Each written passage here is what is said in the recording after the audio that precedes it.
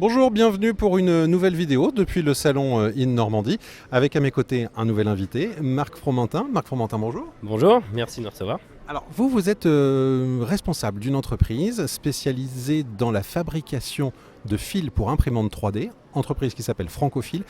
Est-ce que vous pourriez nous décrire cette entreprise? Alors exactement, moi je m'occupe du business développement de l'entreprise avec Florent Port qui a créé donc cette start-up il y a 2 ans maintenant. La première année, c'était une année de développement et puis j'ai rejoint l'entreprise il y a 8 mois maintenant pour mettre en avant les filaments produits fabriqués Made in Normandie. Alors justement, ces filaments, on va les retrouver où? Alors vous en avez amené quelques exemplaires. C'est des filaments que monsieur tout le monde peut utiliser? Alors exactement, sur les imprimantes de bureau, il faut savoir qu'il y a 2 grands formats aujourd'hui en impression 3D, les filaments en 2,85 et en 1,75. On va dire que 90-95% des machines utilisent du 1,75, c'est le filament qu'on produit nous. Donc au-delà des filaments classiques qu'on peut retrouver sur le marché, que tout le monde peut utiliser, on a créé des filaments 100% biosourcés qui revalorisent des déchets.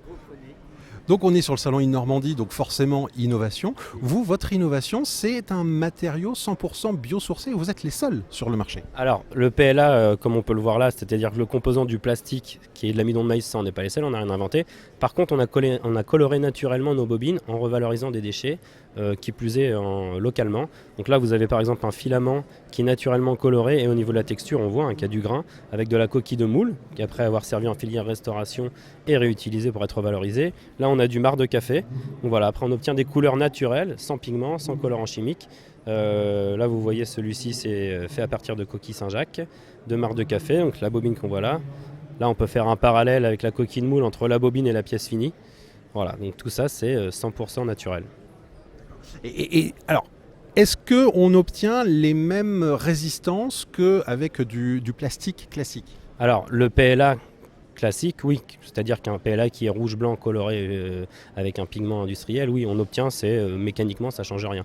Après, ce n'est pas des plastiques, les PLA pour les particuliers, de toute façon, qui ont vocation à avoir des résistances supérieures. Mais pour l'usage en client final, c'est la même chose. Alors, on le voit, ce sont des produits qui sont quand même très, très fins, très techniques. Est-ce que l'industrie peut utiliser ce genre de produits?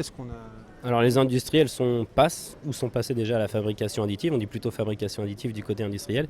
Ils utilisent eux un peu toutes les différentes technologies, pas que le dépôt de matière fondue, ils utilisent aussi les résines, la poudre métallique et certains utilisent le plastique pour, on va dire par exemple de la ligne de production, de l'outillage, mais pas sur des matières en PLA. L'industrie va plutôt se concentrer sur des matières techniques. D'accord, alors justement, vous, votre cœur de cible, votre public, c'est qui?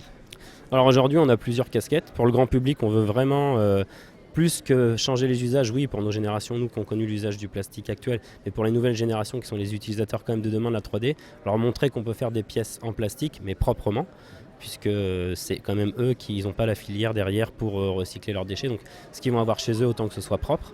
Et puis derrière on a quand même une deuxième casquette, on fait du développement à façon, puisque Florent qui a créé la société est ingénieur en plasturgie, donc il est capable aujourd'hui de produire des nouvelles matières sur demande de cahier des charges.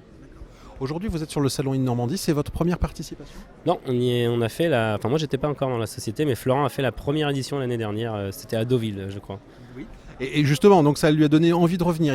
Le salon correspond vraiment aux besoins des entreprises d'aujourd'hui? Oui, parce qu'il y a quand même aujourd'hui un grand élan au niveau de la Normandie, au niveau du développement économique. Tout le monde essaye de pousser dans le même sens sur l'innovation, sur les technologies, sur le digital, la French Fab Normandie, la French Tech Normandie, tout ça.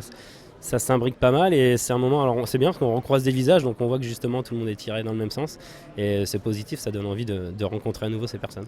Et des bons contacts déjà? Quelques bons contacts, après quand on est une start-up on veut toujours que ça aille plus vite, mais c'est bien, ça nous permet aussi de modérer notre croissance, donc oui c'est toujours positif.